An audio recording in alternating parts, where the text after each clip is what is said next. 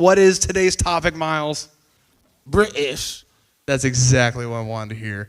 We're going to be talking about the British Isles, and particularly something that happened on July 4th. Go ahead. America! What the heck is a kilometer? Ka! Ironically, in Britain, they still use miles. Miles. But I guess they're not all that bad then. no, but the Britain had an election on July 4th, 2024. I know it's now September 5th, but we just wanted to be able to talk a little bit about it because it's something that's going to probably have a large impact on the world, and that is something that I wanted to get into a little bit. But first off, Miles, do you know what kind of government Britain has? It's a form of democracy. They have like several cabinets. There's like man, I don't know actually. Have you heard of the word parliamentary democracy? Yeah, I know what that word is. I've heard those words said in a sentence. So parliamentary democracy essentially is where they have their legislature and their executive kind of combined into one, and the leader of the country is the prime minister. He's the person that's going to be leading everything. Cool. So it's a little bit different than America. They don't have the same exact separations of power that we do, but that is something that I just want to start off with. So we're going to be talking about how the Labour Party in Britain was able to win the general election. And the answer is because of what the Conservatives did. I was gonna say it was rigged, but We just close at that and then just leave. So Good night, essentially, there's several parties in power in Britain, and or there's several parties that are the major players in Britain, and we're going to cover them one by one as we go through this. But that's something that we're going to get to later. Forget Labour. All you need to know is that in 1997, going way back in the day, when I was 1 year old, this dude here named Tony Blair won in a huge landslide. I thought that was a musician. Tony Blair? I could have sworn there was a musician with that last name. Maybe. I don't know. I'm not that good with music. But just to quickly go through everything, I want to run through this because we're going to get to the Conservatives, which is the real core and heart of the story. Is Tony Blair essentially was the leader of the Labour Party. He took power in 1997. He won in a huge landslide that everyone saw because he's replacing the Conservatives, who I think at that point had led for about 18 years. And if you notice in British politics that they flip a lot from being under one party for several decades and then it goes to another party for several decades, there's a lot more of a swing to it. It's something where it takes a while to flip back. But he won in a huge landslide. He was having a lot of good times. There's a lot of growth. There was a lot of benefits. He had essentially increased the pension benefits. He was able to lower taxes, but also lower the deficit. He was able to do a lot of big things for the United Kingdom, that didn't put him into financial hardship in this first term. And he was really popular because, I mean, who doesn't like more money with less taxes, more benefits to help them? And that's something that he was very good at. And most importantly, probably, he reached something called the Good Friday Agreement, which brought the fighting in Northern Ireland between Catholic paramilitaries and Protestant paramilitaries to an end. He was able to negotiate that. He immediately reformed the House of Lords, which is a group essentially of people that are aristocracy, and they have a right to veto laws. They, up until that point, had several hundred peers in the House of Lords that are determining if this law should pass or not, and they're entirely unelected. He was able to limit those numbers and had the House of Lords have to match the same party numbers as the House of Commons, which is what we're going to mainly be talking about. The House of Commons is where the Prime Minister is. House of Lords is kind of like the Senate, but it has less power. Does that make sense? House of Lords is a really cool name. Too bad it's British. Too bad it's British. House of Lords would be so awesome if they're American, but unfortunately we actually don't allow aristocrats in the country. That's actually something that becoming a U.S. citizen, you can't be an aristocrat, which I imagine we have not honored all the time. I'm pretty sure there's plenty of barons and dukes that have come to America to become citizens. I don't think we really enforce that a whole lot. But anyways, you can see that there's a lot of good civil service changes where he was actually able to make it a lot more meritocracy inside the civil service. But as time went on, a lot more bad happened. You see the NHS, which is their National Health Service, the spending on that kept on growing, and there's kept on being issues with it. And then there was a huge explosion in immigration to the United Kingdom the economy slows down, which is, of course, we're getting close to the international financial crisis. Everyone's economy slowed down at that time. Housing bubbles, issues with regulation, but most importantly, the biggest thing that Tony Blair was not liked for was his intervention in Iraq, and that was something that was very unpopular with the British public. But he was able to win a second term. I know it's bright, isn't it? He was able to win a second term, and then he won a third term, and then he eventually stepped down and had a guy named Gordon Brown take over. And Gordon Brown is one of the most boring human beings you'll ever meet. He's a he actually looks kind of like a prude. Like, he literally looks like the plant. Amazing. I know, absolutely amazing. But that is what happens leading up to the 2010 election, which is where our story starts. And to understand British politics, you have to understand the quirks of their system.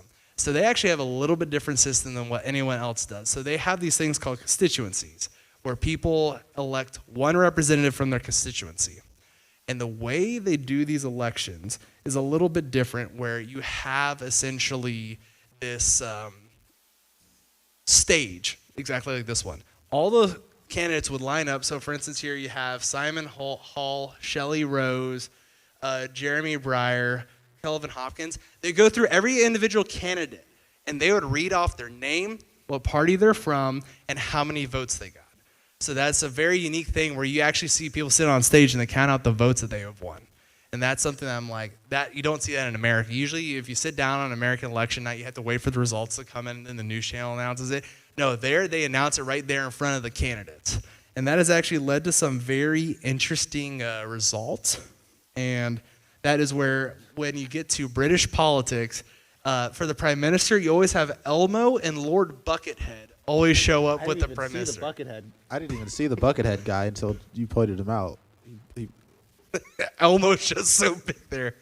And then there's another guy. I think the guy on the right, far right, is from the Raving Loony Party.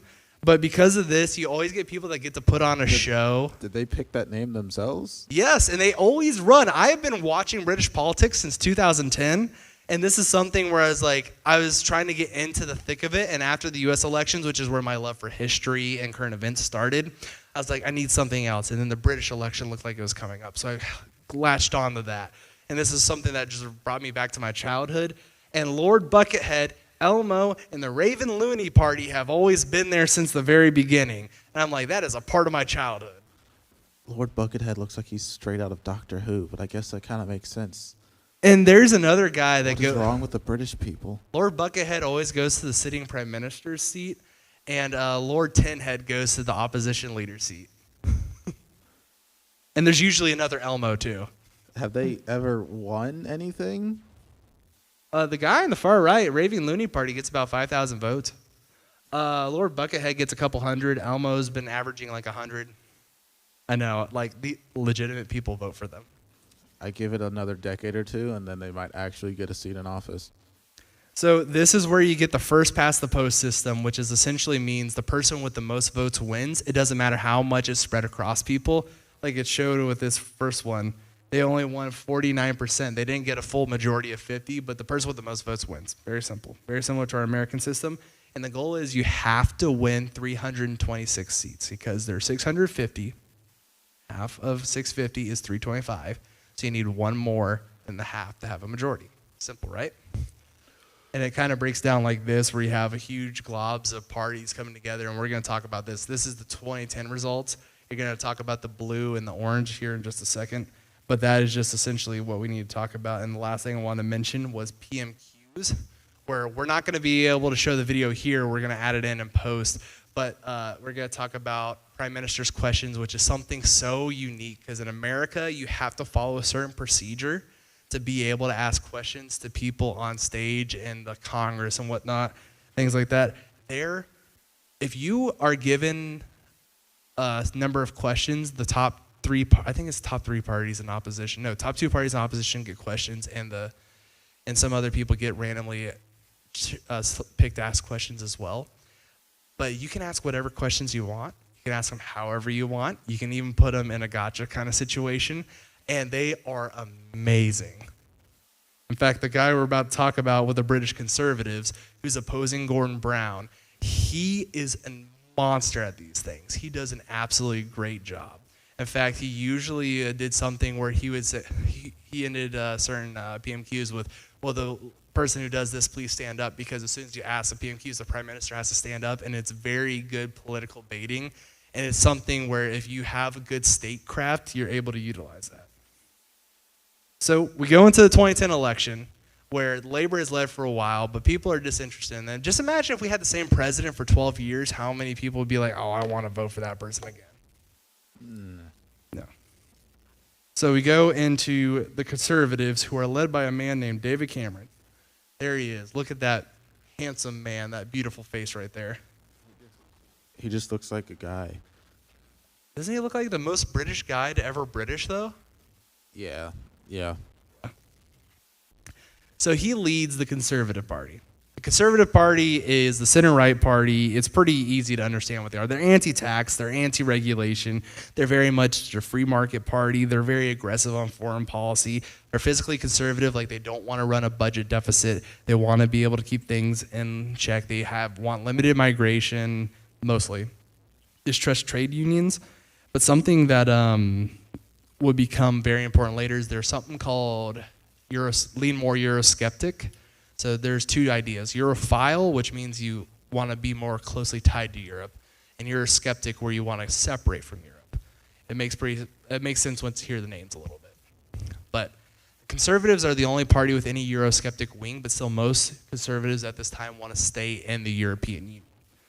But they, again, are socially conservative, want simpler welfare, and they're mostly getting their base of support from southern England, which is a lot of the historical lands of England. That is where their heart is. That's where their voters come from. And then the next one up you have is Nick Clegg. He's also an even more British-looking dude. And he leads the Liberal Democrat Party, which most Americans are going to hear Liberal Democrat and going to be like, oh my gosh, you must be a leftist. That's not exactly true. This isn't American. They are a party that is literally the centrists. They're the kind of the people that lean both ways. And their real goal in campaigning is to actually be like the kingmaker, because they're the ones in the middle and they can have a few seats in parliament, and that's something that's very helpful. They are also free market. They are very socially progressive, though. There are people that tend to be more Europhile. They like Europe a lot more. They support a lot of Green New Deal kind of stuff. They're very much, again, for having more regulation. They want to devolve things. Like they want to have local powers have more power. They're very isolationist, and they are pretty strong in Western England and Northern Scotland. I don't know why. I tried to do some research on why that was their core, but they don't have, there's not just like a whole lot of academic sources on that. And by the way, they used to be the whole opposition back in the day. Like if you go back to the 1800s, back when the revolution was going on in America, it was the conservatives, who also go by Tories. If you hear me use that term, that's conservatives. And the Liberal Democrats, which used to be called liberals. It's not the exact same party because they were refounded in 1988, but these were the two parties back in the day that duked it out during the Industrial Revolution. And they actually played a big role in the American Revolution. Heard. Any questions on these two? No. On David Cameron or Nick Clegg? Nick Clegg would become kind of infamous, by the way, because he got fired from his job later on because he wasn't really popular, and he got hired by Facebook, and he became one of their big policymakers, and he was the one that got Donald Trump banned from Facebook. Oh. Yeah, he played a big role in that, and I saw that name, like Nick Clegg has banned Donald Trump, and I'm like, Nick Clegg, that dude led the Liberal Democrat Party. So we lead into the 2010 election. There's a lot of discontent. The recession just happened. And this is the first election where debates are allowed in the British public, like where they actually sit down and have the candidates debate. David Cameron, being great at PMQs, dominated the debate. Nick Clegg also looked very elegant. Gordon Brown, who literally is just a big pile of mush, looked very sluggish. He didn't have the Biden issues of like not being able to speak properly, but he just did not inspire any kind of confidence whatsoever. So we get to the first election result in 2010, and what happens is we have the conservatives. It says they're 306, but they actually in the end have 307 Total votes, they get 36% of the vote. They're the largest party. They won a lot in the rural north. You get Labor Party with 257, and you get Liberal Democrats with 57 seats after that. Do you remember how many seats you need to have a majority? 650. No, half that. Half that plus one. You need 326. Yeah. Does anyone have that? No. No. What do you have to do if that happens? Fight to the death. I actually would like to see Nick Clegg and David Cameron fight to the death, but I got a feeling David Cameron has enough to probably kill Nick Clegg. Probably. And also, Gordon Brown would probably just fade into the spirit realm. he was kind of a big blowover. But you have these two parties, and this is the election map, which is going to become important later. But you see that blue, that's like the rural areas. You see the orange, which is Liberal Democrats that get a lot of the West. I want you to take note, though, of where do you think the red places are? Like, how big do those seats look? Not too big, but not too small either. Yeah. And why do you think they're smaller than the other ones? Is it because of the population density? Those are probably more metropolitan areas. Exactly. So you got a lot of cities where, like, the big one down here on the bottom right, that's London. Up north, you got York and Yorkshire up there, where you got that coast of red. And up north, you got Scotland, which is like the big middle red belt up north. And you got a lot of cities where the red is taking over. Which, by the way, confusing. Everywhere else in the world, red is left wing and blue is right wing. So it's just America that has it literally the right way. Literally, it's only America that does it that way. We don't know what a kilometer is, and we never will. What the heck's a kilometer? There's direct correlation between these two things. I've actually been to Britain, and there was a sign that was in both kilometers and miles, and it was like, Slough, 30 miles. Tronton, 97 kilometers. And I'm like, why does it switch between them? Fill up my gas in kilometers, and then I die because I get stuck in the middle of nowhere.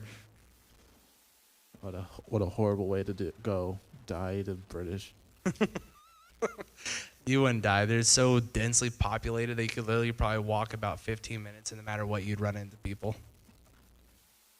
So, we get David Cameron come up with this thing called a coalition government. And what do you think a coalition government is, Miles? It's in the name. Between two parties to work together. Exactly. They form coalition.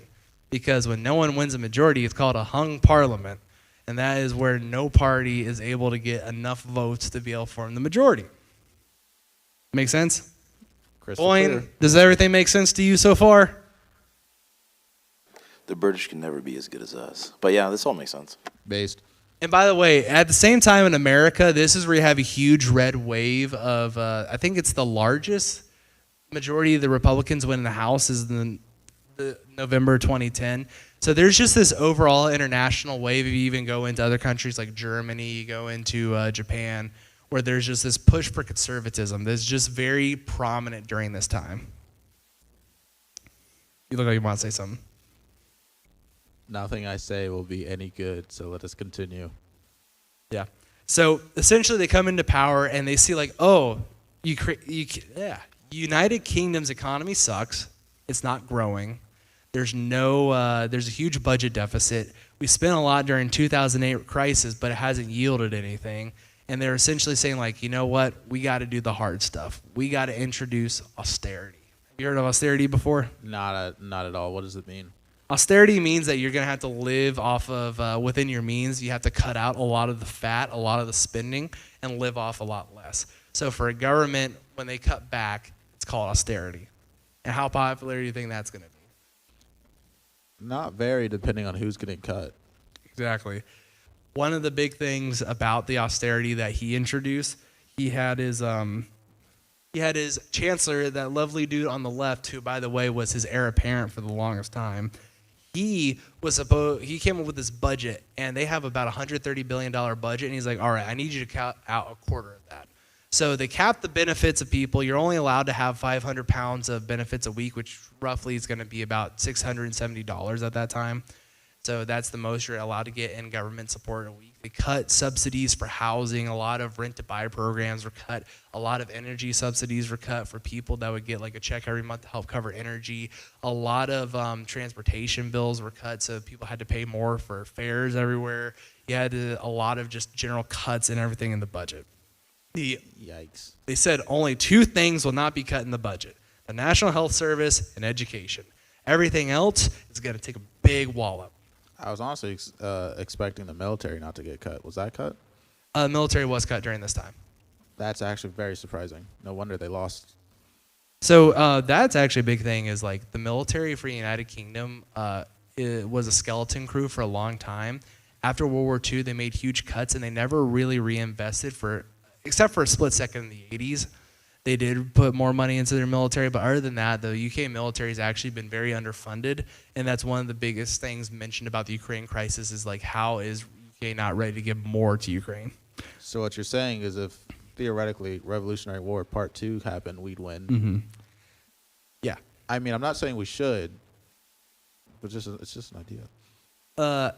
I think the fact that we have a huge military and theirs is underfunded and all their equipment has been sent to Ukraine, I think we can make a 51st state real quick. Yes. That's a joke. I actually love the United Kingdom. I want to spend more time there. Not as a state. Yeah. They're going to ban you guys.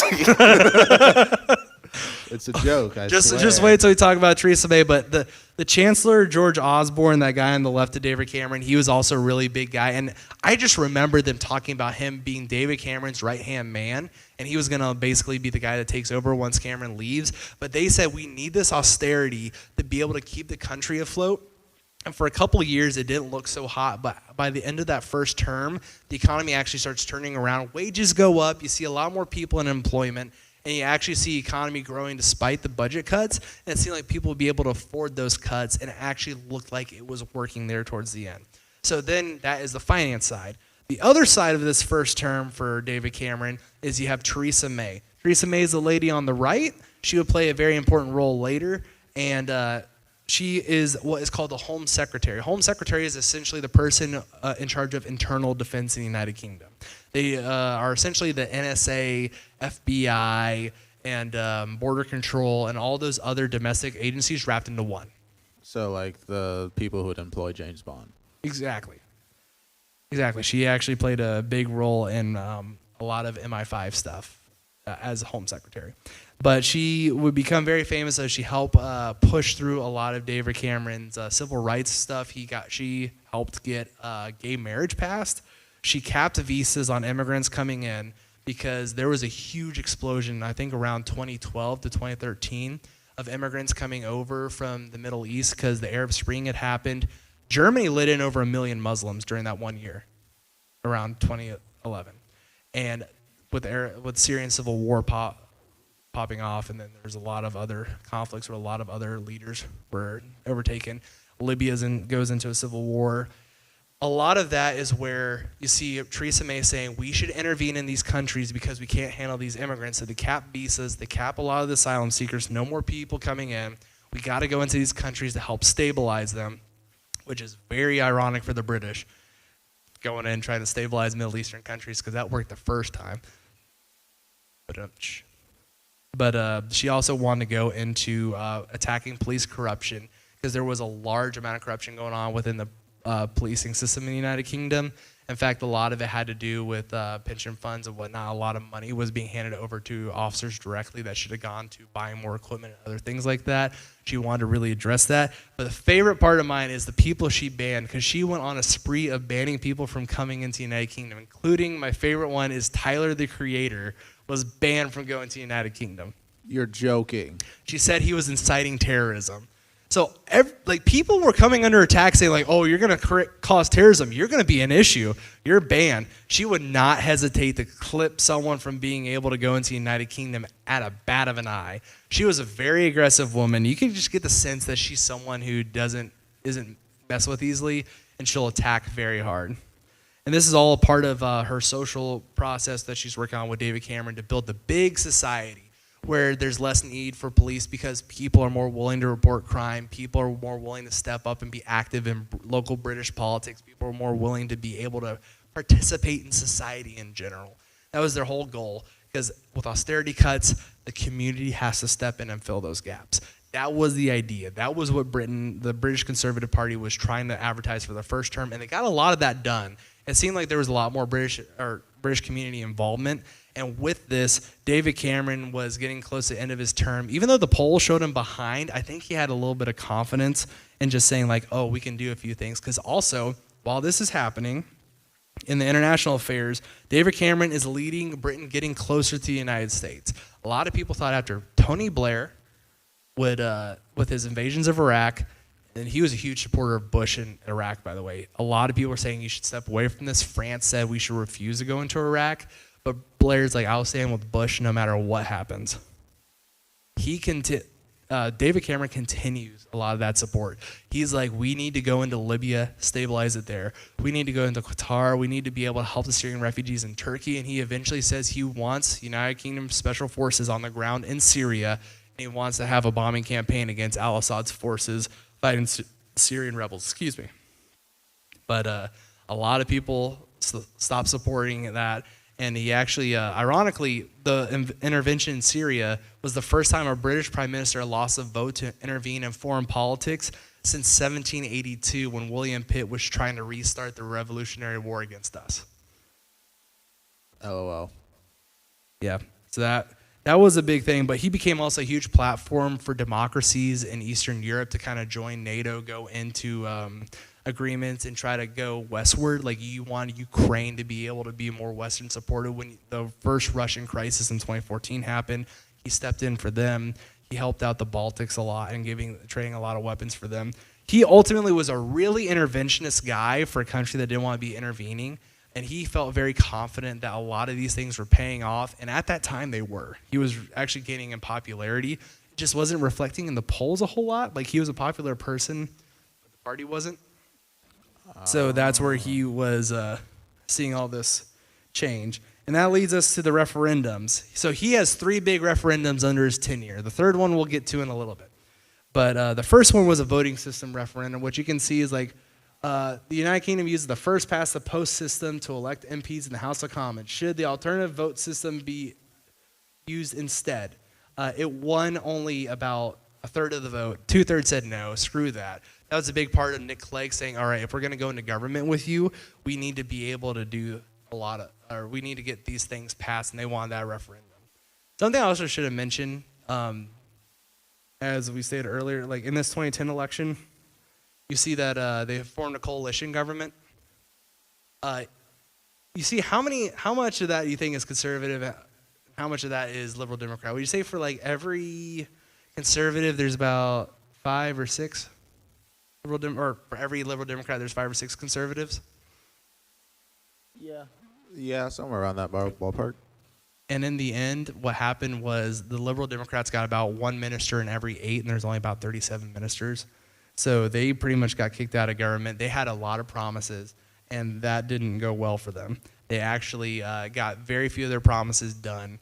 They only got one thing about the NHS done, and everything else, because in Britain you post a manifesto like what your goals for Parliament are, they had like only 10% completed. Nick Clegg looked like a fool. He wasn't able to get anything done. He just kept on submitting to the Tories policy, and it just was getting bad. And at that point, he actually kind of fell to the wayside by 2014, and this is when the Scottish independence referendum kicked off. And that is where he was campaigning hard to be able to keep Scotland in the Union, to not let it leave. And by 2014, Scotland had the referendum. Scottish nationalists were saying, like, okay, if you go with us, we'll free you from the Liberal Democrats. And the Liberal Democrats' core is in northern Scotland. That's one of their 2 cores, is Western England and northern Scotland.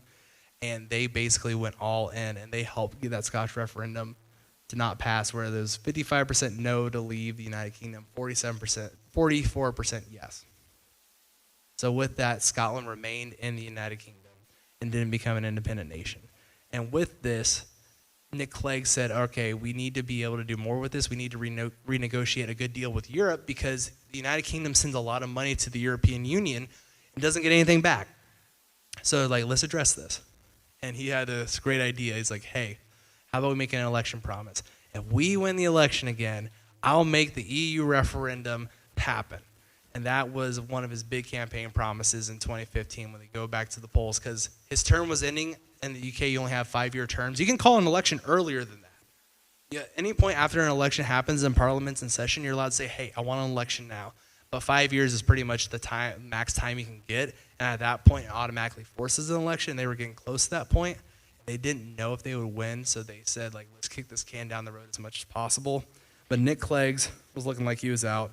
Things were happening. Things just didn't work out for him. But David Cameron was able to push forward, and things were looking great. So, any questions so far? Is Tyler, the Creator, still banned? No, he got unbanned in 2019. Interesting. Ironically, Theresa May does play a part in that. So, during this time, the United Kingdom's economy is growing about 2%, which is kind of good, kind of okay. Things are moving along slowly, but they're not really getting what they want to do. And since they're in a coalition government, they have to work with the Liberal Democrats, so they can't get the fundamental reforms done that they want. They really can't do everything that they want to do, and the polls are showing like it's going to be another hung parliament with probably a smaller majority, so they're trying to figure out what the heck to do. So what do you think that if you're in David Cameron's mind, what would you do at this point? Probably stop working with the other party as much and try to get the promises done as much as possible to try to garner more support. Mm. And what we talked a little bit about the policies he's done, but what about the policies you think he probably wants to change? If you just have to guess from a center-right person, like a more conservative person, what do you think he's trying to do? Probably on the financial end of policy change. Mm-hmm. Less taxes. That'd be my MO. Mm-hmm. And you remember that term austerity? What do you think that's having? How do you think? How popular do you think that is so far? You got to give a refresh on what that word means again. Cutting spending. Cutting and spending. Cutting government spending. Probably not that popular because of all the services that were cut were like a lot of services for the average Joe Schmo. Mm. So, would he try to get those things that were cut to be uncut? I think that would be something that you would definitely talk about. That was actually a couple of the options was like either tax cuts because we've earned them now because they've reduced the deficit a ton. They actually did reduce the deficit from like 30 billion pounds to like close to 5 billion. Actually, it was a little bit less than that. But they had actually successfully done it, and they were thinking like, all right, what can we do? And there's this big battle between George Osborne and Theresa May about like what should we spend, how much should we do, and then eventually George Osborne went out and said like we're not increasing spending whatsoever. We can't put those promises in there. Oof. And then you also have Theresa May saying like, all right, if we can't put the promises in there, we got to give them something. So they continued on and allowed the EU and the United Kingdom together in general being a big ballot push and talking about that. If we win, we let you guys have a discussion on that. So what kind of issues do you think they're welcoming in here if they say like, all right, the European Union, our membership with the European Union is on the line. What do you think happens? Brexit. Brexit. And who do you think are Brexit supporters? Probably the conservatives. Mm-hmm. Well, I mean, what kind of supporters do you think they are? Like, how do you think they feel about the Union and the United Kingdom and everything like that? Probably along the lines of like you said that the EU was taking a lot of money, not giving anything in return. They're probably like, we don't want to support these guys. They don't do anything for us. Mm-hmm. So prideful, I would say. Is that the answer you're looking for? Because if not, that's a very church response. Which, by the way, you couldn't tell, we're recording this in our church's sanctuary where we give our sermons, and I appreciate them for letting us to use this. I know. I'm just trying to get like, what other things do you want to add to like this conversation about this up to this point? Because we're about to get into a little bit more of the fun side of things. This is the boring, like talking about finances. We're talking about immigration. I got nothing to add. Yeah, and what I was trying to lead to earlier was like you get a lot of nationalism start popping up at this That's the time. word I was looking for. Prideful. You could be the most welcoming person and still be prideful. You could still be someone who's like, "Oh, I'm right, you're wrong," but still want to welcome everyone in on the borders. So, anyways, you get the rise of nationalism here in 2015, where once they talk about like, oh, EU membership is going to be on the ballot essentially if you elect us. That starts giving rise to where the Scottish are like, you know what? If they want to leave the EU, I don't want to stay. And then the Scottish National Party latches onto that. There's even a party in Wales called Plaid Cymru that's like, oh, I want to hold on to that. And that's where we're going to talk about here for a second, is the different parties. So you got Scottish nationalists, who essentially are a leftist-leaning part, like a very left party. They are very much into social democracy. They're not big on capitalism. They want a lot more state intervention and a state control. They're very much pro-independence. They want Scotland to just fully leave the United Kingdom, and I guess they have to start calling it England if Scotland leaves, because it's not a United Kingdom, nor is it Great Britain, because Scotland's part of Great Britain. They're very Europhile, which means that they want to be in the EU. They're very isolationist, which means they don't want to intervene in anything else in the world at that time. They want to just have all their troops stay home in Scotland. And the SNP, even though in 2015 they have a bit of a trouncing and destroying everyone everywhere, they're mainly in the core cities of Edinburgh and Glasgow in the center of Scotland. They're like very urban, very much where like Scottish culture is centered at. That's SNP, Scottish National Party. Then after that, we got Plaid Cymru, which is the Welsh National Party. They're also very leftist. They want Welsh independence. They're not really important. They kind of just sit there. They're there. The fun one, Sinn Féin. This is the big nationalist party in Northern Ireland. They never held a majority in Northern Ireland up to this point. They are not very well particularly liked, and unionism in Northern Ireland is still very strong, where they say, I want to be British. Ethnicity is Irish, but my citizenship is British. I'm a part of Britain, and Belfast is going to be a British city till the day I die. That sentiment was very strong in a lot of parts of Northern Ireland at this point. But you start seeing a bit of a rise in Sinn Féin, who is the ultimate Irish nationalist party. In fact, they actually used to be the political wing of the IRA, the terrorists that were blowing up stuff that Tony Blair set the Good Friday Agreement as a peace with them. So Sinn Féin was forced to abide by them. They released a lot of Sinn Féin prisoners from prison in England and sent them back to Northern Ireland, and a lot of them joined the Sinn Féin party. So there was a lot of bad blood in history there, because about 3,500 people died during the Troubles in England, and this party's essentially there to blame. They tend to be more social democratic. They're actually just very leftist, very socialist in general. There's a few that's right wing, but they just tend to be very left leaning. When they get elected to the British Parliament, they don't actually sit. They boycott every single vote. They don't participate. They advertise on mainstream issues, which they say like, we are pro-independence and joining Ireland. We want reunification, but we also have these other issues, which is why the whole left-leaning sense comes in, because they're very big on that as well. They would actually be considered left-leaning in Ireland as well if they join. And they very much are Europhiles. They said no matter what, we gotta be in the EU since we're so reliant on them. If you haven't noticed, we talked about all these nationalist parties, and the United Kingdom, for the most part, nationalism comes in on the left. It's a left-leaning philosophy mostly. It's not a right-leaning philosophy as much. Interesting. Because on the right in the United Kingdom, your nationalism is more like, I am a British nationalist. The islands stay together. We're all united in the union. Whereas there, the different local ethnicities are more like, oh, we want to be independent. There's like Cornish nationalism, there's Welsh nationalism, Scottish, et cetera, et cetera.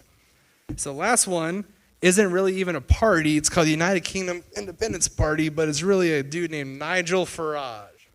Is this the group that had that one YouTuber join them and messed them up in that one election a few years ago? Yes. Sargon of Akkad?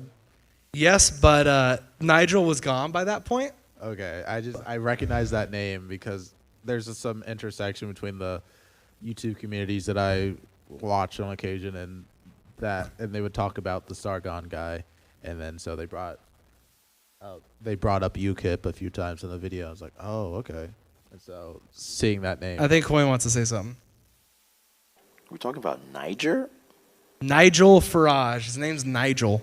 Oh, I thought we were talking about the guy. Could you actually Google that real quick if Sargon of Akkad was speaking for UKIP? Give me 1 second. It's UKIP. Very simple. All right. So he's very outspoken candidate on autonomy and immigration. He's talking about how British culture is basically under attack. If you have so many immigrants coming in, UK culture is going to be kind of more and more supplanted by the local immigrants because they don't assimilate. They stay in these small communities. And because of that, he kind of gets the Trump treatment where the media essentially paints him as the clown, as a liar, as X, Y, and Z thing. And whether you for him or against him, that's to be expected with someone of that caliber, that stature. But I will say personally, if you ever see Nigel Farage debate, he is very well spoken and he gives great answers. He's a very big populist, man of the people. On there, my favorite quote of his is when they ask him, "Do you support the carbon tax that is reducing carbon?" He's like, "We're not reducing carbon, we're exporting it." And he's very much about like, it doesn't matter if the carbon's produced in the United Kingdom or India. And that is like a big part of it where he has very strong answers to everything he says. And that appeals to a lot of people. So UKIP is also now playing a big part in 2015 election. heard. And one of the weird things is he's able to communicate without sounding radical. That's a big thing. He probably has some radical tendencies, but he is able to communicate without being a radical. So now we get to the 2015 election where the polls are showing it's going to be another hung parliament. It's going to be another toss-up. Well, what do you see happens here? The conservatives, they have the majority so they can Yeah. do stuff now. They finally have a majority. Most people were shocked by that. They're like, what do you mean we have the majority? They didn't think they would have it. They actually have a slight increase of the share of the vote. They went from 36.7 to 36.9, and just like slight increase. Labour even increases their share of the vote, but they lose more seats. And SNP, the Scottish Nationalists, go from 6 seats to 56. They win 56 of the 58 seats in Scotland. They just absolutely trounce everyone else. Nick Clegg's Liberal Democrats, they just get obliterated. They go from like 55 to 8. They're gone. Rip. They're gone. Plaid Cymru's there. Doesn't matter. UKIP wins 1 seat, even though the weird thing is they win 1 seat out of 650 seats, but they got nearly 13% of the vote. The math's not mathing. That I aren't know. stupid. And that's the big thing why Nigel Farage was able to do something that I think most people didn't realize was he's able to galvanize support of the people, but strategic voting kills him every single time. So with this, he's like, okay, I got to change things up. But he, I think, sees a path to something bigger. So with this, you have this upset class of people who are like, we voted for UKIP and we have 0 representation. What the heck about this? What about this makes sense? And you have one guy in Parliament campaigning for Brexit, whereas David Cameron says, I am going to announce a Brexit campaign. We're going to get Brexit, we're going to get the United Kingdom to remain in the EU, and then we're going to use this to negotiate a better deal with the United Kingdom. And David Cameron places his entire premiership on this. He says, if I lose, I'm going to step down. And he really pretty much just focuses on this campaign for the year between the national election and EU election. He pretty much just says, this is what I'm campaigning on, this is the hill I'm going to die on. And the entire time, the poll showed a sizable lead for the Remain faction.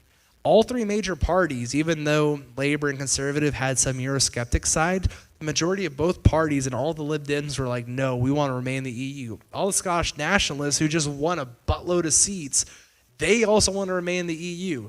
If you count up the total number of members of parliament that want to leave the EU, you're probably looking at about 40 to 50 out of 650. Interesting. Mm. And what year is this again? This is in 2016. The Brexit vote happens in 2016. We're going to skip over the map, even though that's what it looks like. You see a lot more blue taken up in the middle chunk. That area turns more and more blue as time goes on. And really what they're just focusing on is just talking about doing small little things with finances, giving more local power to government, But he said that he was going to do two things after they get the EU deal done. After this referendum, EU deal is going to get done, bringing prices down for Britain because they trade more with the European Union. And then they're going to focus on the NHS, which, as you notice, the NHS kind of always gets sidelined. And if you don't know anything about Britain, the state religion of Britain is the National Health Service. They worship that thing. Like, literally, when they go on strike, it is the front coverage thing that everybody talks about. Heard. So then we march into this referendum, sitting there on June 23rd. Actually, I watch every single British election. I've watched the first two referendums. I didn't watch this one because I knew Remain was going to win. But lo and behold, Remain lost. By a million, too. Yeah. That shocked everyone. The closest poll the day before was showing Remain actually winning with 52% and Leave getting 48%. It's so ironic that it was flip of what happened. And the weird thing is, if you go back here, you see that deep red up north. That's where a lot of Labour's support is. But then you go to the EU referendum, that northern bit is saying, I don't like the EU. And that caused a... EU, more like PU, according to them. Those aren't my words. I'm just assuming what they thought. You get these Labour people who are supposed to be the core of the Europhile movement, and they're like, we don't like it. We don't like this huge immigration issue. We don't like a lot of this trade deals with the European Union that are costing us so much money. And then this would cause David Cameron to immediately resign the day after, which I have to admit, for a politician to stay true to his word and after that say, like, I'm resigning and I'm honoring this referendum, that takes a lot. So with this, you have this issue of who's going to take over the party, because how many members of parliament did I say wanted the Brexit? 40 to 50? Yeah, initially. And during that time, the big guys of like George Osborne, who I mentioned with the finances, Theresa May with the defense stuff, and you also got Jeremy Hunt there in the NHS, none of them wanted to leave. So they are now at the head of a party that is trying to essentially take in this whole leave vote. And they're like, crap, one of us has got to lead it. Uh-oh. And something that's also should be important to notice is notice how in southern England, too, a lot of those seats voted Remain, even though they're in deep conservative territory. And Northern Ireland's also going to become an issue here because Northern Ireland wants to remain because they're separated from the United Kingdom of Great Britain. Great Britain's across the Irish Sea. Who is Northern Ireland's only land border with? Britain? No. Oh. I don't know their map very well. You have to explain it. See that Northern Irish bit? See where it's connected here when I go to the Irish party. Oh, that's what, okay. They share a land border with Britain. And if they leave the EU, which is one market, there's no border across European Union countries for any kind of trade. They can just go from one place to another without stopping. Now you have checks, you have border customs, you have everything. They get most of their food and imports from Ireland. They don't get that would boost, increase the price like a lot. That would increase the price. Just imagine how hard it is to be able to get something there when you have to go across a really raggedy sea and you just have a perfectly good border and they're like, nah, mate, can't get across it. That sucks. So with this, you get George Osborne, who was supposed to be David Cameron's replacement, trying to do some of this, but he realized he was deeply unpopular. No one wanted the dude. So he's like, crap, I got to stand aside. And with David Cameron and George Osborne standing aside, who comes waltzing up? The lady, that Theresa May? Yes. So even though she didn't want Brexit, she was going to become the representative of Brexit and get Brexit done. And she literally does nothing else with her job except talk about Brexit. That's all she does. And she goes in and she gathers so much support because Leave won. And she's like, I'm going to get all this done. I'm going to get all this support. She had a 20% poll lead over Labour. Oh, wow. And you know how they just had 330 seats out of 650? So they have a majority, but they have a really small majority. She's like, you know what? Let's call an election. I got this. I'm going to win. Enter Labour. And they elect this dude in 2015 who is a bit of a outspoken, they call him Footist because in the United Kingdom, the most left-leaning politician ever was named Michael Foot. Jeremy Corbyn, the man there, comes to power, and he leads the center-left party that is Labour, but he is capital L on the left side of the party. And Labour in general only started coming about in the 1920s as a major party in the United Kingdom, but they very clearly took it over during the Great Depression as the leading opposition. They pretty much kicked liberals out of government and say, we are the opposition now. They're very Europhile, but a lot of those socialists on the left side of the Labour Party are like, the EU is a capitalist institution. We don't like that. We don't want those people. And even though they're technically the Socialist Party, a lot of Labour are actually more free market people with just a lot more government intervention. But they technically started out as a Socialist Party, but they made their way right on the economic spectrum. And they are also, ironically, very interventionist in the world. They were all for a lot of this intervention in Syria. They were all for the Iraq War. Tony Blair was a Labour member. It was the left that decided to go into Iraq and Britain. So their support's mainly in southern Scotland and southern Wales and northern England. A lot of those older towns like Manchester, Birmingham, Liverpool, Wrexham, Glasgow, Edinburgh, a lot of the Dundee, a lot of those places, and mainly London, were our Labour strongholds. The cities, essentially. The cities are their stronghold, essentially in northern England. So we have Jeremy Corbyn coming to power, and he's 20% behind Theresa May in the polls. And she's like, hey, I'm going to call this election unless you support my Brexit deal. And he responds with, I'm going to go back on Brexit if I'm elected leader. And he's like, and there's a big debate about like the will of the people. How important is the will of the people? How important is it to really support stuff? And he's like, no, we are not leaving the EU. Which is ironic because he actually was very much in the early 90s and early 2000s against the EU because he called it a capitalist institution. But it's like, we can't leave now, not with where we're at. So then Theresa May tries to get support to get her Brexit deal done with the small majority she has. Her backbenchers, which, by the way, the term backbencher in the Britain means people who aren't ministers and whatnot, the people that just sit in the back that are the representatives. None of them were supporting her deals because she wanted a soft Brexit. She didn't want to really leave the EU. She wanted to keep all the trade deals in place, all the immigration controls or immigration rules in place where millions of immigrants could still come into the United Kingdom. She just essentially wanted to be able to have the ability to say yes or no to things later on down the line. She wanted a soft Brexit. And I remember watching this. I'm like, oh, she's going to get this done because she has a 20% point lead in the polls. And I just remember watching it, and it was gone by the time they get to election night. Rip. So she went from being projected to have a 400-seat party with a majority of somewhere in the area of over 100 to she loses it. She loses 13 seats. You see her have big losses in the Northeast. You see Scottish Nationalist Party also lose a lot in Scotland. But you just see that long wall and that big red blob up north, and London's getting more red. Jeremy Corbyn's message really resonated, and Theresa May's didn't. So now what are we at again? Do the Conservatives have the majority they need? Nope. So what do you think? Who do you think they can make a coalition with? Because you need 326. Would they do the coalition with Labor or some of the smaller parties? Maybe with some of the smaller parties, unless you have. Right. Most likely the yellow. I can't see the name because it's too bright.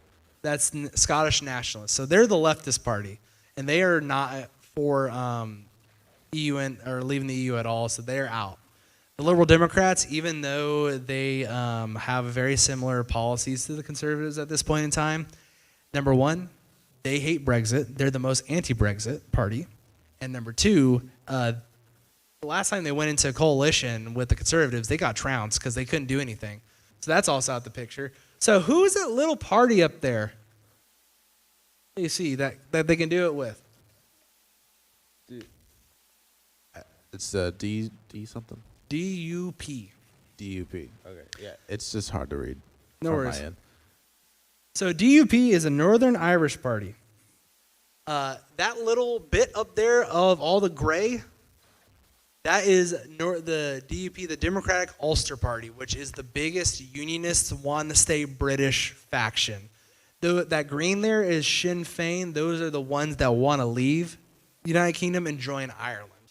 The DUP came to Theresa May and said, hey, I want an agreement where there's a hard border with Ireland because they want to be closer tied to the United Kingdom and they don't want to be cut off from Ireland. They don't want to have any unified border with Ireland whatsoever. They want to be independent from them. They want to keep the union strong. These are people that like believe in unionism and staying inside the British Commonwealth. So Theresa May makes an agreement with them. They have a literally 1 seat or like 2 seat majority, and over time they lose by-elections, so they literally go down to 1 seat majority for a couple of years. But Theresa May uses these agreements and everything, and she tries to get the coalition to approve her Brexit deal. They do it 3 times, and every single time, her party says no, we're not going to support you. So Dang. she literally goes for 2 years trying to negotiate a deal. She can't get anything done. She leaves in disgrace. Womp womp. So, with this, we have our next and probably most bombastic person enter the scene. The brilliant and absolutely monumental Boris Johnson. Have you heard of him before? Once or twice. Tell me what you heard about him. I don't remember anything I've heard about him because it was usually through memes or Pyrocynical's YouTube channel. So this is a famous scene where he was the mayor of London and he was kind of tied to a crane and lifted up with all his British flags and whatnot. He's a really big guy on being able to get the British flag as more, like he likes American flag culture and wants that to become more of a thing. And he's like, let's get this done. Great Britain, raw. And he goes in saying like, in his acceptance speech, I will get Brexit done. He pins everything on that. And he actually goes into a leadership election where a guy named Jeremy Hunt, who's been in charge of the NHS, and says, hey, we really need to address the NHS. We really need to get this done, guys. And that's his big campaign thing. And he says, not as important as Brexit. Brexit must get done. And literally since David Cameron announced that referendum, the British have just been focused on, let's get Brexit done. Let's get this behind us. That is all we wanted. And then that is where Boris Johnson comes to power in 2019. He's like, hey, let's get this done. And he wants a hard Brexit. He's like, I don't want anything going on where we have any immigration coming in from the United Kingdom. We don't want anything where we have to give them money. We don't want to be abide by their courts and laws. UK has to be separate. And at this point, they're actually getting to the point where in the United Kingdom, they had an agreement with the EU where within 3 years they have to have a deal or else everything's off, and it turns into an extremely hard border. Like they're not even allowed visa-free entry. Like it's UK becomes North Korea essentially to Europe if they don't get a deal done. Oh, dang. And that is a bad thing because UK is an island, and what does an island need? Resources from other places. It needs food. It needs gas. It needs everything. They don't build their own cars except for Rolls Royces and Aston Martins, and most people can't afford those. So you get this where he's trying to get it with his backbench, and they're like, no, we don't want a hard Brexit. He's like, but it's what the people want. And it's like, you don't know that. So he actually tries to do this thing where he forces the nuclear option where the EU doesn't have a deal with United Kingdom and just forces them to go into the dark and like have nothing done. And he actually, his people said like, if you do that, we're going to vote you out. And he's like, bet. So he goes to the Queen and says, you know what? How about we just suspend Parliament and not let them do their job? Oh. Yeah, he's like, not let you do your job. We're going to kick you out. We're going to kick you guys out of Parliament. And then the chief of police came to him and he's like, hey, that's illegal. You can't do that. How about I do it anyway? Well, he actually humbled out a little bit and said, you know what? How about we show it is the will of the people? And he does the exact same thing that Theresa May did and says, let's call an election. Second verse, same as the first. And I honestly have to say he led the probably the funniest British election campaign. He went on to Vogue. He's like, you get a new blue passport. You get this new blue British flag. He's just doing all these funny things where he flies it on a jetpack. That's one of the famous things. He flies in a fighter jet. He's very big on advertising. He's probably the most bombastic, which is something I also failed to mention was at PMQs, there's a link later that we're also going to put in here because I want to just be able to showcase. This man bullies people in PMQs. When Jeremy Corbyn was asking him legitimate questions, he's like, "Ooh, this is the man that wants to raise taxes on the middle class, so please stand up." He would just bully the crap out of Jeremy Corbyn, and then he finally met his match in the next guy after Corbyn named Keir Starmer. And this guy is a little bit more even-keeled, but we'll get to him. But you see in this 2019 election, he's like, I'm going to get Brexit done. We're going to find friends and whatnot outside Europe. We're going to connect with the Americans. We're going to connect with Australia. We're going to connect with the Canadians, New Zealand. There's a wider world outside Europe out there.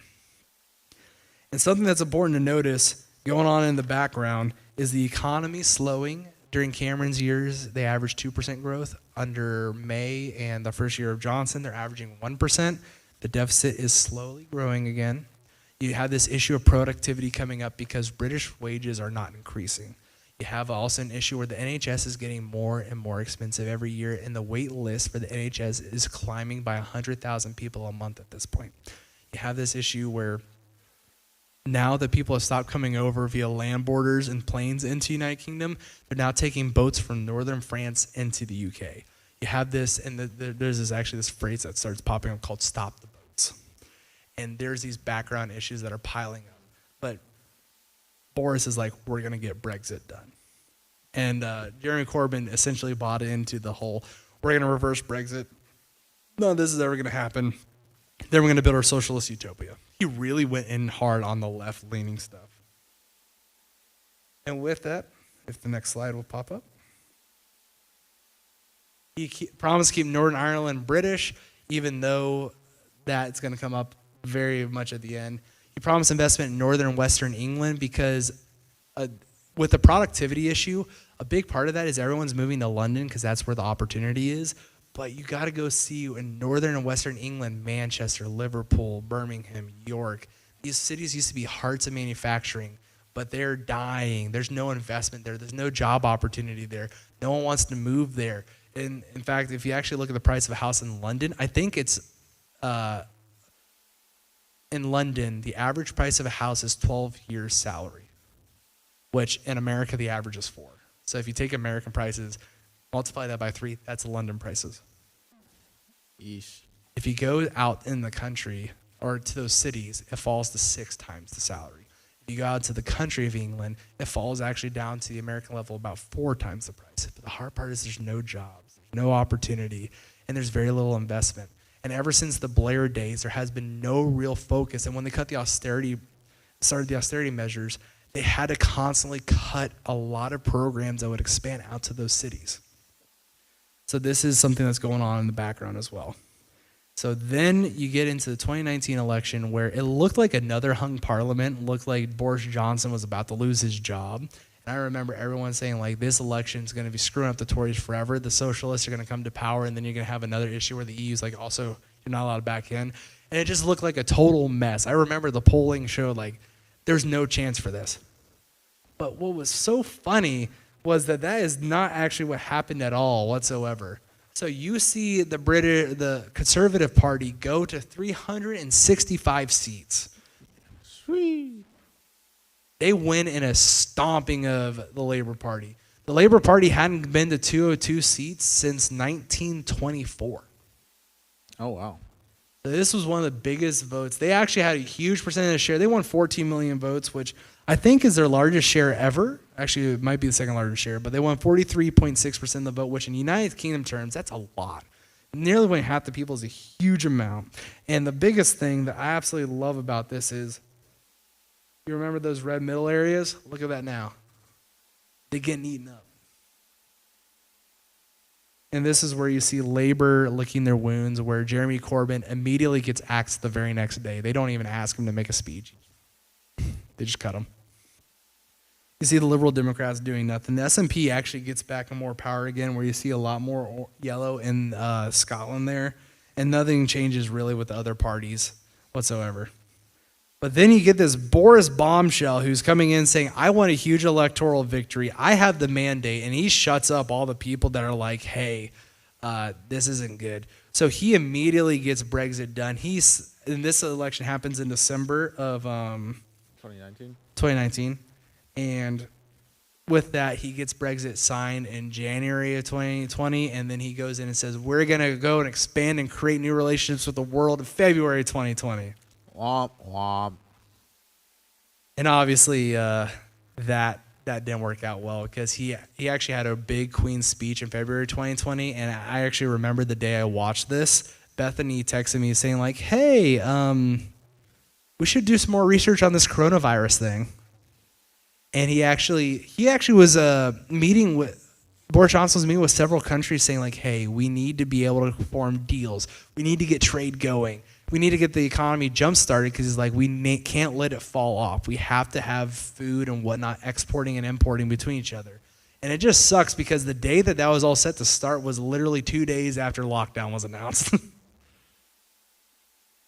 But even with that, he promises something called leveling up, which is going to help the outside regions. He's going to bring investment to the far regions. He promises 14 billion pounds in investment, which is like 17, 18 billion dollars. He promises to build more housing. He promises to build the second high-speed railway from London to Birmingham up to Manchester. He promises he's going to interconnect the country. He's going to do all this. He wants to build big infrastructure projects, and he wants to be able to change the United Kingdom in the way, in the image he wants to create.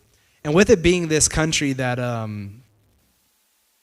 he has a big majority in, he has the ability to actually make big constitutional changes. He can do a lot of things.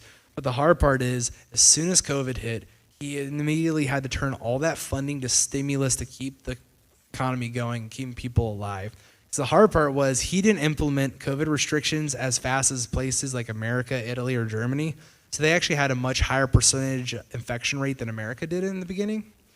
And the United Kingdom was one of the worst hit by it. And then they introduced extremely draconian lockdowns, like to much cheaper than what we had to deal with here. And in fact, it went on for over a year for most people. And it was one of those things that they wouldn't let people go to funerals. People couldn't go to work unless they were just one of those absolute diehard necessary people.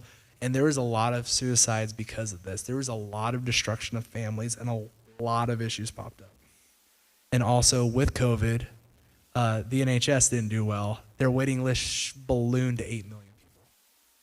8 million people waiting to see a doctor for certain operations. And unless you're dying, you're not going to see that doctor. Dang.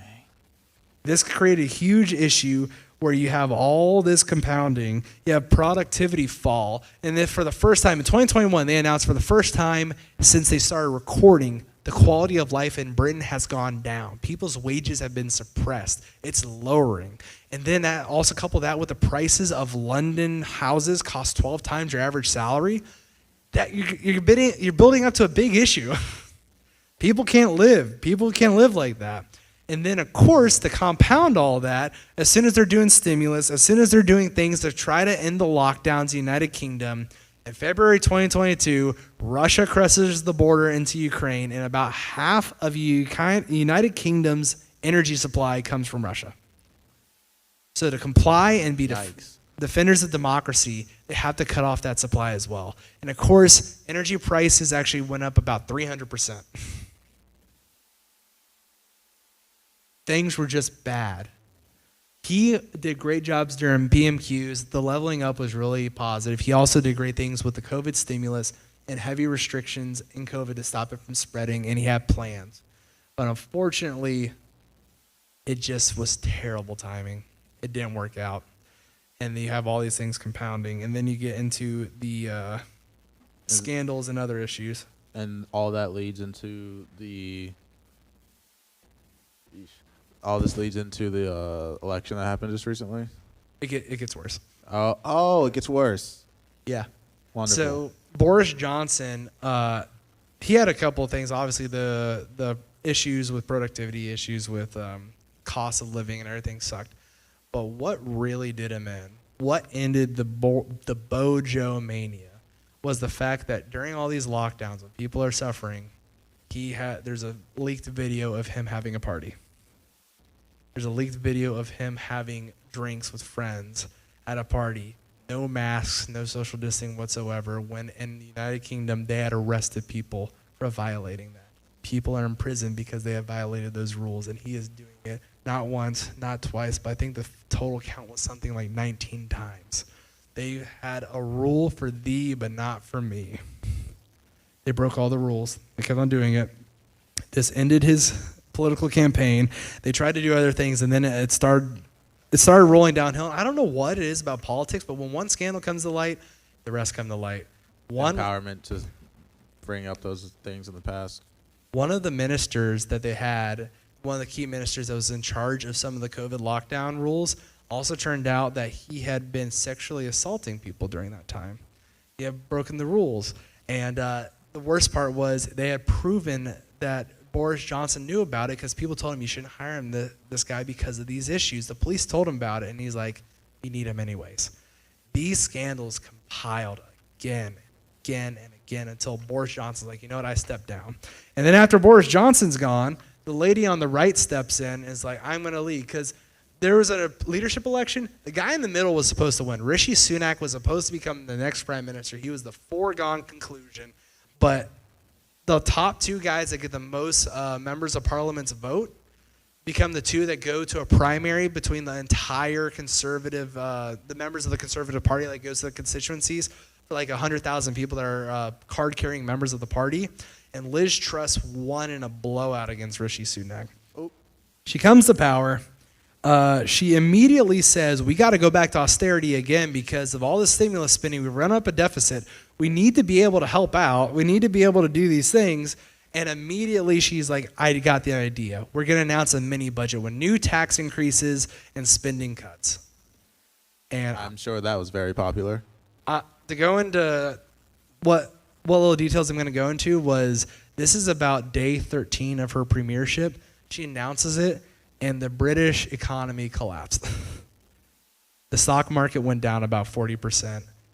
Interest rates went up about 10% overnight for people. About 100,000 people had increases on their mortgage rates. 60,000 people lost their jobs.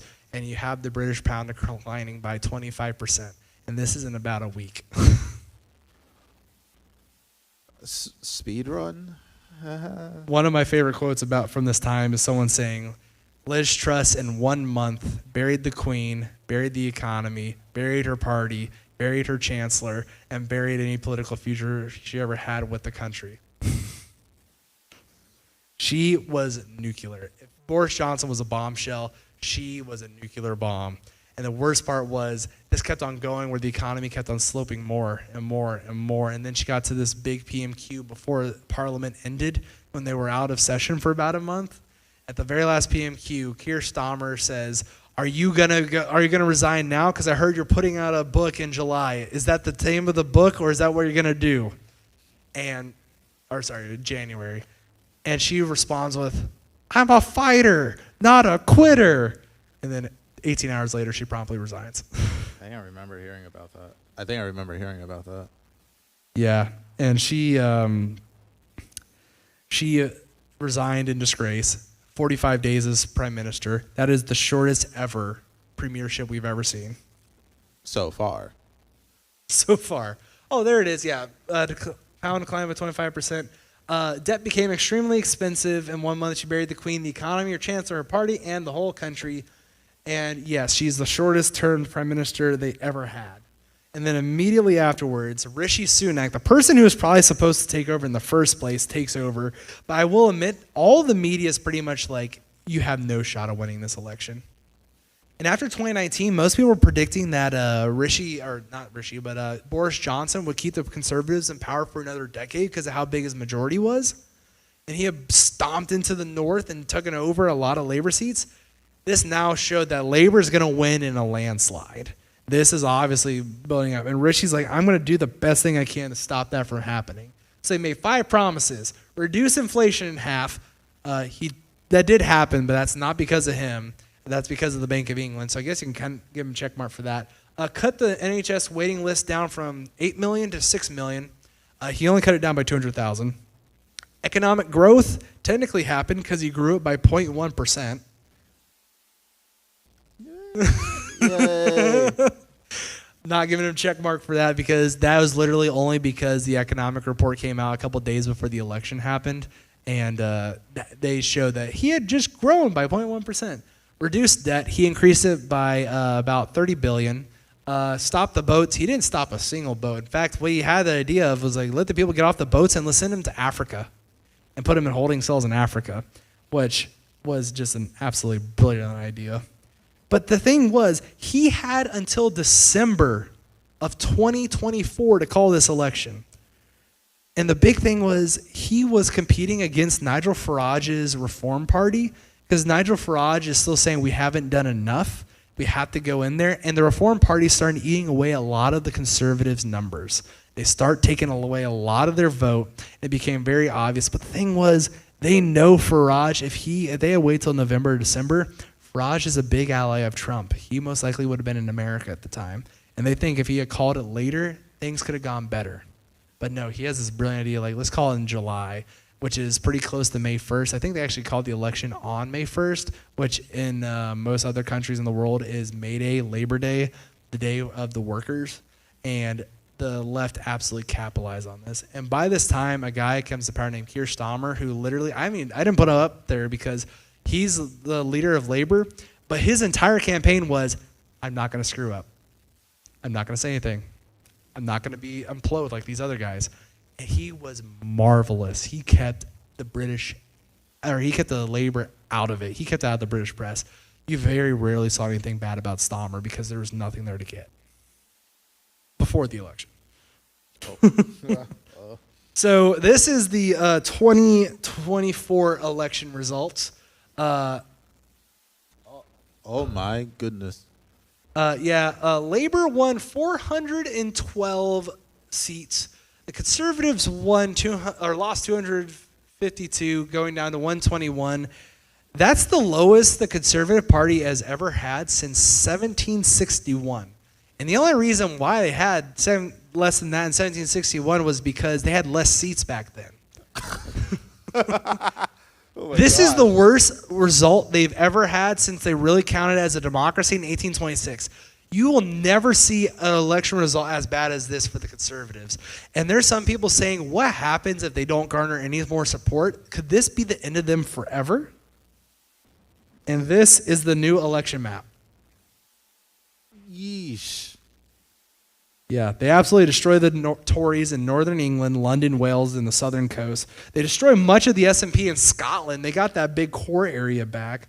This is the worst loss ever for the Conservatives. The Liberal Democrats also, out of nowhere, get 72 seats. They win 12% of the vote, and they're just absolutely trouncing people. Reform, Nigel Farage's party, actually finally gets 5 seats in the parliament, finally doing something, with 14% of the vote.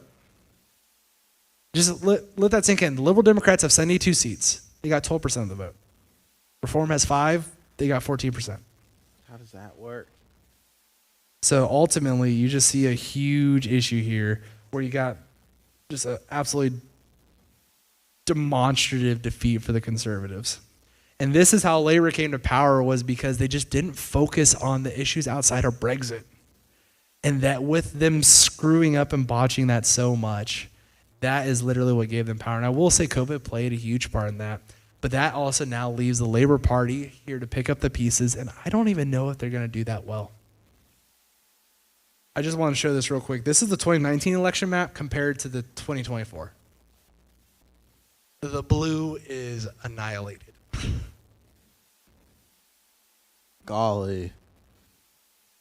Yeah. So that is why Labor won. Essentially, the Conservatives didn't do anything on increasing productivity. The Conservatives didn't do anything with the cost of living crisis. They didn't make it any better. They didn't do much with the NHS. And the hard part was they had chances to make constitutional reforms, fundamental changes to the economy. And we didn't even talk about how United Kingdom has one of the most messy regulatory and tax systems that's so convoluted that it probably is losing money and hurts because it's just so hard to organize. Could this be one of the biggest fumbled bags of political history? It could be, because if they had just played it safely, I got a feeling the conservatives probably are staying in power until 2030. Clearly, this is not that timeline. No, it is not. And then in Labor, ironically, even though they had the largest one of the largest majorities you'll ever see, they don't do anything with it so far. They pretty much have started a little bank where they are trying to get private investment from local businesses to build more infrastructure. They're trying to create a general national wealth fund where $1 is put in by the national government, $7 are put in by private investment. They're trying to put that together. They're trying to nationalize the energy system. They're trying to increase more rail. They're trying to build more housing. But ultimately, they announced that, hey, we're going back to austerity again. They cut the budget by $12 billion. They're saying this is because of the Tories, which just sounds exactly like what David Cameron said way back in 2010. So honestly, my analysis of just looking at this, I don't know if they win again. Because if you want to talk about something really interesting real quick, Labor won the second most seats they've ever won, but they only won 33% of the vote. They won 10% less than when they lost in 2019. So you're saying it's prime opportunity for an upstart party to come in and swoop in and take a majority and become the new opposition at the very least? Sorry, misspoke. 2017, they won 42% of the vote, but they literally have 10% less vote, but they won nearly twice as many seats. I think that is possible. Like, what if Nigel Farage's party just beats out those conservatives ever so slightly? They can come in. It seems very likely. The liberal Democrats actually could come in. What happens if they push out the conservatives are in the new right? They can.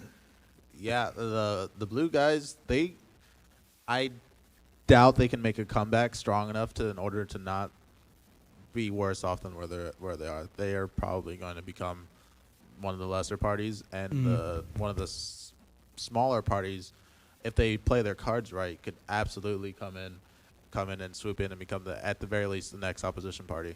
So, ironically, if you include the Reform Party under Nigel Farage, which is probably all right-leaning, and you include the share of the vote from the conservatives, they get 38% of the vote. That beats out what Labor got by 5%.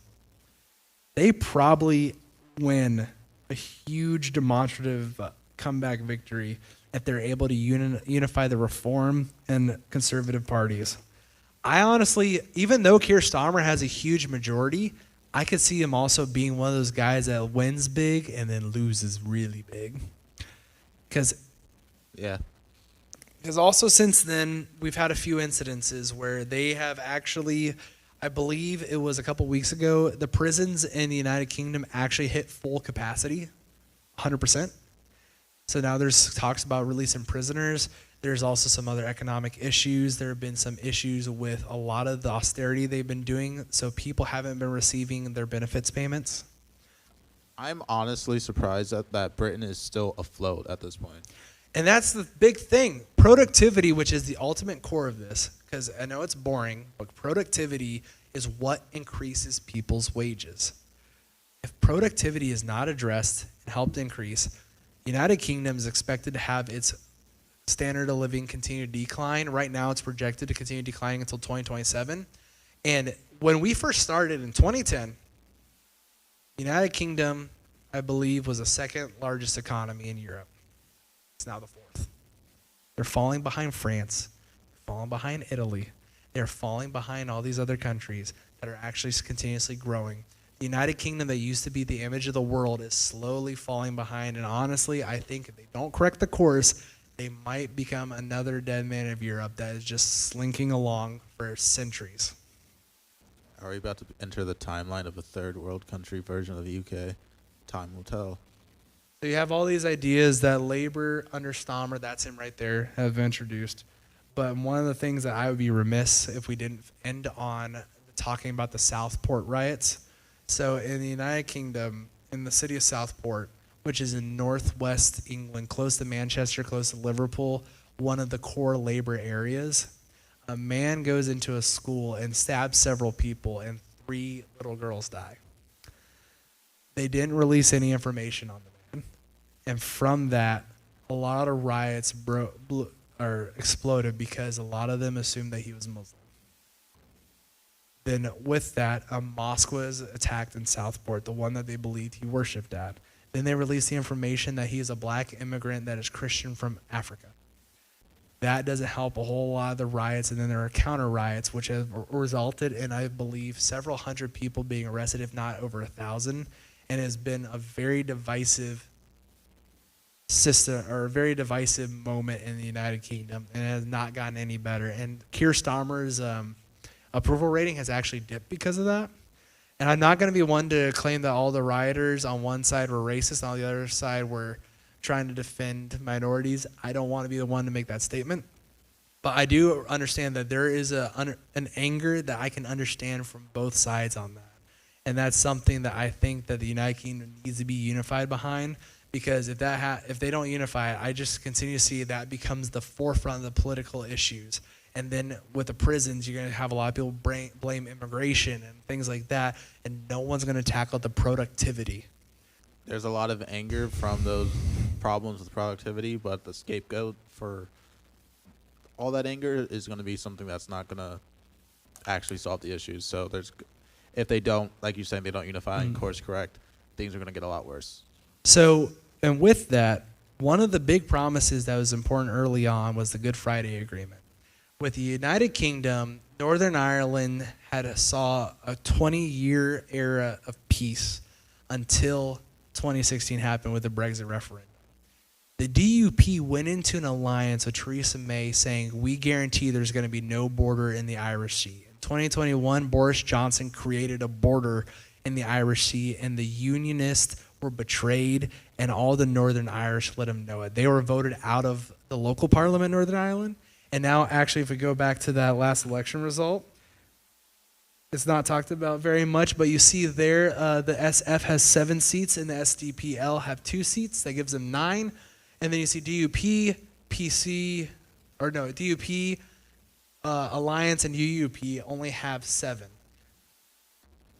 The SF and the SDLP are the nationalists, and the DUP and the others are the unionists.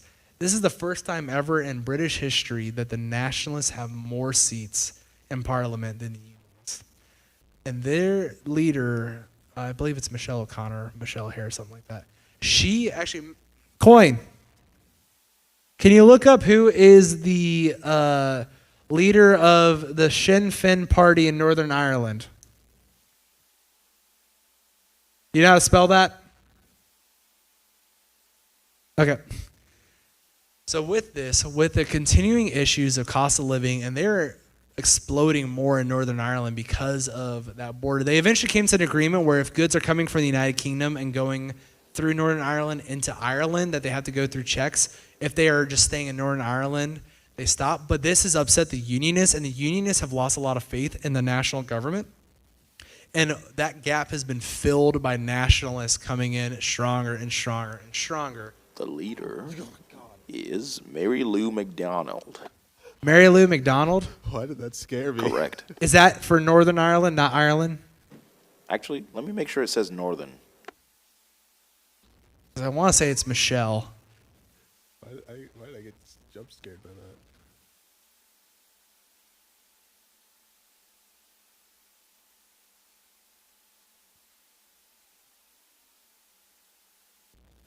We're waiting for Coin to be able to give us a response.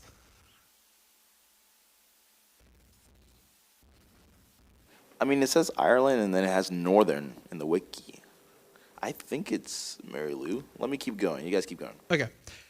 But we're coming in for a landing. We've been going way too long. The issue I could see was where Northern Ireland may have one or two things happen. Keir Starmer is going to come in and say, I will allow a referendum, and he's going to try and campaign like David Cameron did. And I almost feel certain that he's going to lose. Or he's going to say no referendum, and I feel like the Good Friday Agreement falls apart and we see a return to violence in Northern Ireland. We nearly kind of saw something like that in Scotland when they asked for another referendum after 2019, and they felt like they had no other way to turn. They their leader for the Scottish Nationalist Party said, we're going to find a way to independence one way or another. Fortunately, they've lost. But I just see overall Northern Ireland is going to come up as an issue again. I see for the rest of the United Kingdom, unless the housing is built in a timely manner and unless they invest in the rest of the United Kingdom, in the areas in Northern Wales and Northern England and Southern Scotland, if they don't invest in the economies there, you're going to see continued big blowout election after blowout election where maybe one leader wins a second term because they're popular, but they're going to fall further behind in the West. That is a very grim prognosis, but I got a feeling unless the United Kingdom's able to turn it around, that's where it's going to go. Do you have any thoughts you want to add? I'm so glad I'm not British. I genuinely feel bad for the people over there. That must suck. And I thought things were crappy in America. And that's the hard part is like with what the welfare system was and also the markets, there's a lot of great things in the United Kingdom. But the hard part is wages are so low, it doesn't seem like it would ever be worth the move there. And I don't mean that in any offense. I actually would love to move to the United Kingdom, but none of the jobs pay reasonably well enough to really be worth doing. And that is just something that is hard for a country to overcome. Maybe it's all God's punishment for them inventing beans on toast. Maybe. But for the beans on toast land, I hope that Keir Starmer is able to come up with policies that are able to make changes. And I think he's had some good policy ideas. Even though, confirming my bias, I grew up a very conservative person. I tend to lean libertarian, things like that. I actually have seen some of the actions by the Labour Party as very pragmatic. I think that they have done some good things, but they're not fundamental changes that need to happen. And with that, thank you for stopping by for Casualities, and we'll see you next time.